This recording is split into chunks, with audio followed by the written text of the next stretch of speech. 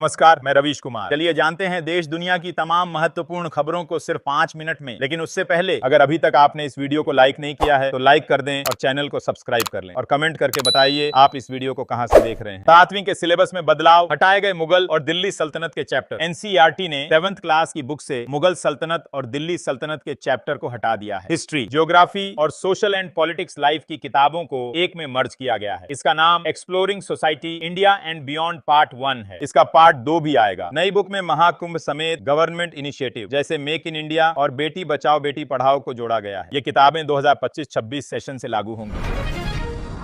बिहार में गिरी space technology वाली पुलिया। भारतमाला प्रोजेक्ट के तहत बन रही पुलिया, 2 मजदूर घायल। बिहार के जहानाबाद में रविवार को एक निर्माणाधीन पुलिया अचानक ढह गई, जिससे वहां काम कर रहे 2 मजदूर घायल हो गए, जबकि कई मजदूर बाल बाल बच गए। दोनों घायलों को पीएमसीएच रेफर किया गया है। रिपोर्ट्स के अनुसार पुलिया भारतमाला प्रोजेक्ट के तहत आमस दरभंगा एक्सप्रेसवे पर बन रही थी और उसकी ढलाई का काम चल रहा था।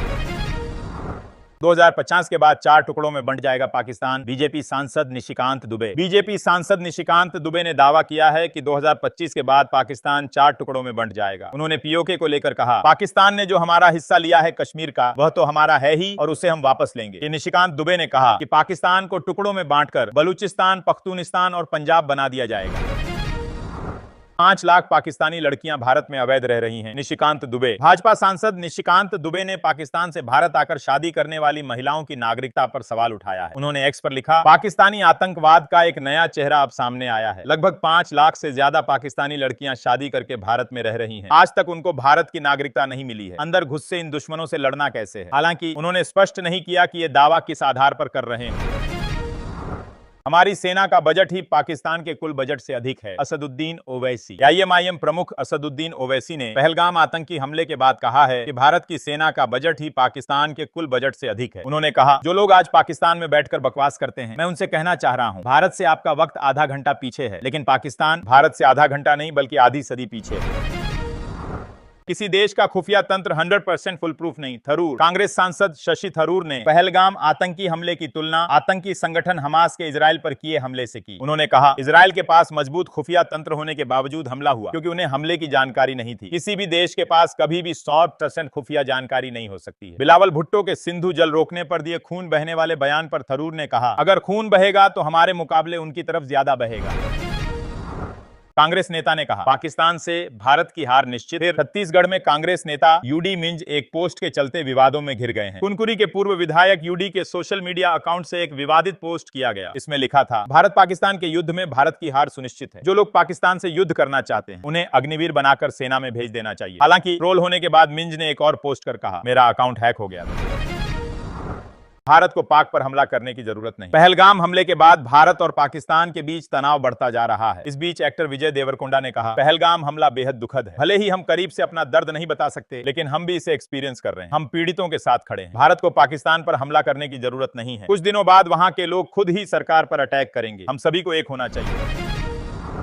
पड़ोसी देश हम पर हुक्म नहीं चला सकता। पहलगाम में हुए आतंकी हमले को लेकर एक्टर रितेश देशमुख ने कहा, यह बहुत दुखद है। छुट्टियां मनाने आए लोगों पर आतंकियों ने अचानक फायरिंग कर दी। यह न सिर्फ उन परिवारों के लिए बल्कि पूरे भारत के लिए बड़ा आघात है। मुझे पूरा भरोसा है कि हमारे पीएम मोदी की सरकार इस मामले में कड़े कदम उठाएगी। हम पर कोई भी पड़ोसी देश हुक्म नहीं चला सकता। अब हमें एकजुट होना होगा और ये बताना होगा कि कश्मीर भारत का हिस्सा है। ओवैसी ने पाकिस्तान को आड़े हाथ लिया। असदुद्दीन ओवैसी ने पहलगाम आतंकी हमले को लेकर पाकिस्तान पर हमला बोला है। उन्होंने कहा, पाकिस्तान हमेशा परमाणु शक्ति होने की बात करता है। उन्हें यह याद रखने की जरूरत है कि अगर वे किसी देश में घुसकर बेगुनाह लोगों को मारते हैं तो वह देश चुप नहीं बैठेगा। हमारी जमीन पर हमारे लोगों को मारकर और उन्हें धर्म के आधार पर निशाना बनाकर आप किस दीन की बात कर रहे हैं? आपने आईएसआईएस की तरह काम किया। ये हमारा कश्मीर, हमारा देश है और हम यहाँ आएंगे। 22 अप्रैल को पहलगाम में हुए आतंकी हमले पर अभिनेता अतुल कुलकर्णी ने दुख जाहिर करते हुए कहा कि ऐसा नहीं होना चाहिए था। पूरा देश इस घटना से दुखी है। मैंने पढ़ा है कि यहाँ 90% बुकिंग रद्द हो गई है। आतंकवादी जो संदेश दे रहे हैं वो है कश्मीर न आना। ऐसा नहीं होने वाला है। ये हमारा कश्मीर है, हमारा देश है और हम यहाँ आएंगे।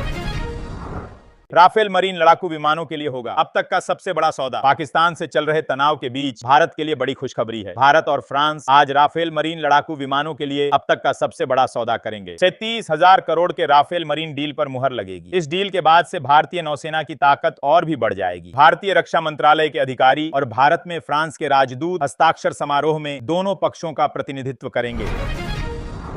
पाकिस्तान पर भारत का बड़ा एक्शन। भारत सरकार ने पाकिस्तान पर एक बड़ा एक्शन लिया है। गृह मंत्रालय की सिफारिशों पर सरकार ने भारत के खिलाफ भड़काऊ, सांप्रदायिक, झूठी और भ्रामक सूचना प्रसारित करने वाले 16 पाकिस्तानी यूट्यूब चैनलों पर बैन लगा दिया है। इनमें डॉन न्यूज, समा टीवी, जियो न्यूज, एरी न्यूज और जियो न्यूज शामिल है।